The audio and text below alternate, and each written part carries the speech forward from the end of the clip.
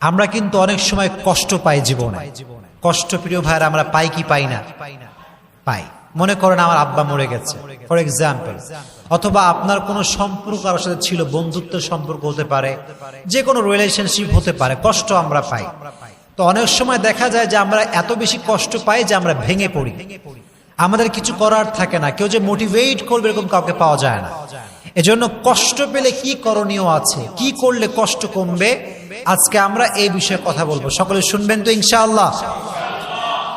যদি কখনো আপনি আপনার লাইফে কষ্ট পান, এটা যে কোনো ওয়েতে হতে পারে, যে কোনো ভাবে এই কষ্ট হতে পারে, কষ্ট দূর করতে আপনি সব সময় ইসলামিক ওয়েতে 5টা টিপস অ্যাপ্লাই করবেন। যদি বলেন কয়টা টিপস? আমি আপনাকে মোটিভেট করার জন্য বলছি, 5টা টিপস যদি কেউ কষ্ট পাওয়ার পরে অ্যাপ্লাই করে, আশা করা যায় তার জীবনে আর কোনো কষ্ট থাকবে না। সকলেই বলেন ইনশাআল্লাহ। 1 নাম্বার, যদি কখনো কোনো কষ্ট পান, এটা যে কোনো ভাবেই হতে পারে, কোনো একটা সম্পর্ক ছিল, কাছের মানুষ কষ্ট দিয়েছে বা প্রিয় মানুষ কষ্ট দিয়েছে, কোনো একটা জিনিস হারিয়ে ফেলেছেন, অনেক কষ্ট পেয়েছেন আপনি। প্রথমে আপনি যে কাজটা করবেন সেটা হচ্ছে you have to put your trust on your lord. আল্লাহর উপরে ভরসা রাখতে হবে যে আমার লাইফে ভালো যা ঘটে, খারাপ যা ঘটে, এটা সব কিছুই ক্ষমতা একজনের হাতে। তিনি কে? তো যখন কষ্ট পেয়েছেন, ভালো করে বলছেন, আমার দিকে তাকান, যখন কষ্ট পেয়েছেন আপনি বলবেন, আল্লাহ যা হয়েছে ভালোর জন্য হয়েছে, তুমি যা করেছো এটা ভালোর জন্যই করেছো, আমার তোমাকে নিয়ে কোনো অভিযোগ নাই, আমার জীবনে যা ঘটেছে আমি সেটার জন্যই পড়ছি আলহামদুলিল্লাহ। সকলে একবার পড়েন তো মন থেকে আলহামদুলিল্লাহ। Put your trust on your lord. আল্লাহর উপরে বিশ্বাস করেন যে আল্লাহ আমার জীবনে যা তুমি ঘটাবা এটা নেওয়ার জন্য আমি প্রস্তুত, এটা আমি মন থেকে মেনে নিলাম। দেখবেন আপনার ভালো মন্দ সবকিছু যখন আপনি আল্লাহর উপরে ছেড়ে দিবেন যে আল্লাহ যা করেছে ভালোর জন্যই করেছে, দেখবেন যে আপনার যেই পেইন, আপনার যে কষ্ট, এটা অটোমেটিক্যালি হালকা হয়ে যায়। সুবহানাল্লাহ পড়েন। আল্লাহর উপরে বিশ্বাস সকলে রেখে চলবেন তো ইনশাআল্লাহ। 1 নাম্বার। 2 নাম্বার যে কাজটি কষ্ট পেলে করবেন সেটি হচ্ছে keep your self busy. Keep your self busy, নিজেকে ব্যস্ত রাখেন। কষ্ট পেয়ে গেছেন, আঘাত পেয়ে গেছেন, বউ ছেড়ে চলে গেছে, একটা রিলেশনশিপ ছিল, ব্রেকআপ হয়ে গেছে, যে কোনো ভাবে আপনি কষ্ট পেয়েছেন, কিপ ইউর সেলফ বিজি, নিজেকে কাজে ব্যস্ত রাখেন। যে কোনো কাজ হতে পারে, এটা আপনার পছন্দের কাজ হতে পারে, যে কোনো কাজে হোক, খেলাধুলা হোক, বন্ধুর সঙ্গে আড্ডা হোক, যে কোনো কাজে just try to keep your self busy, নিজেকে ব্যস্ত রাখেন, দেখবেন কষ্ট হালকা হবে। আর যদি একা মন মরা হয়ে বিষণ্ণতায় ভোগেন, কেউ নাই, কেউ ভালোবাসে না, কেউ দেখে না, কেউ লাইক কমেন্ট করে না, কত কষ্ট জীবনে, যদি এই একা একা থাকেন দেখবেন এই পেইনটা আস্তে আস্তে আরো বাড়বে, এটা আরো ডাবল হবে। এজন্য try to keep your self busy, নিজেকে যে কোনো কাজে ব্যস্ত রাখবেন, পারা যাবে ইনশাআল্লাহ। 2 নাম্বার আমল, 2 নাম্বার টিপস। 3 নাম্বার যে আমলটি আপনি করবেন, যে টিপসটি অ্যাপ্লাই করবেন সেটি হচ্ছে বেশি বেশি ইবাদত করবেন। বেশি বেশি কি করবেন? ইবাদত করবেন। এটা হতে পারে কোরআন তেলাওয়াত।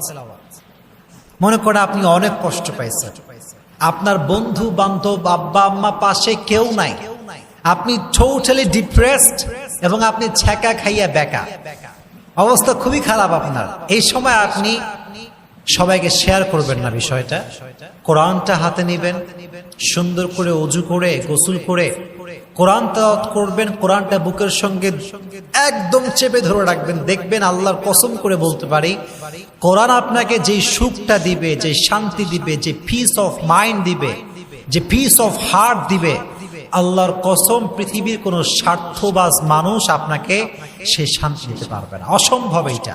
এজন্য যখন আপনি কষ্ট পেয়েছেন, কোরআনটা হাতে নেবেন, মন খুলে কোরআন পড়বেন। রাজি আছেন ইনশাআল্লাহ?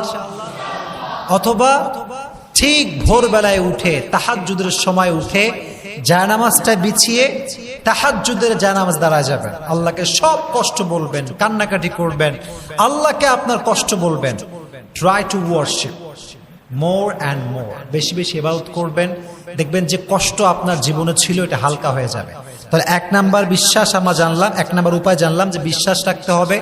2 নাম্বার জানলাম নিজেকে ব্যস্ত রাখতে হবে। 3 নাম্বার জানলাম বেশি বেশি ইবাদত করতে হবে। বলেন বেশি বেশি কি করতে হবে?